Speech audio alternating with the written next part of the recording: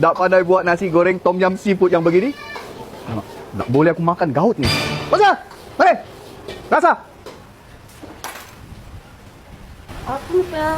Kapun kap kau. Kapun kap. Habiskan video ni. Mula-mula kita panaskan minyak dulu. Lepas tu kita masukkan lauk yang mau digoreng.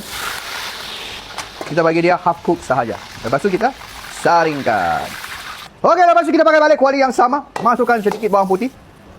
Bawang merah potong sama cili padi kalau mau pedas. Masukkan serai juga. Tumis sekejap. Bagi dia naik aroma. Lepas tu kita letak sedikit telur. Paste tom yum sedikit. Masuk. Kita masukkan nasi.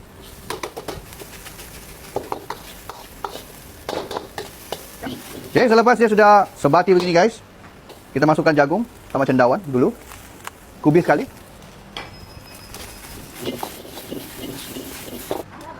Masukkan rasa, chicken powder, garam sedikit, ajinomoto sedikit, sama lada putih.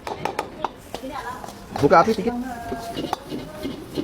Lepas tu kita masuk balik seafood. Daun limau purut dengan bunga kantan, potong halus-halus. Ini masak last tau, masuk last. Dia hampir mau siap baru kita masuk. Baru dia boleh naik aroma dia guys ya. So, buka api kuat.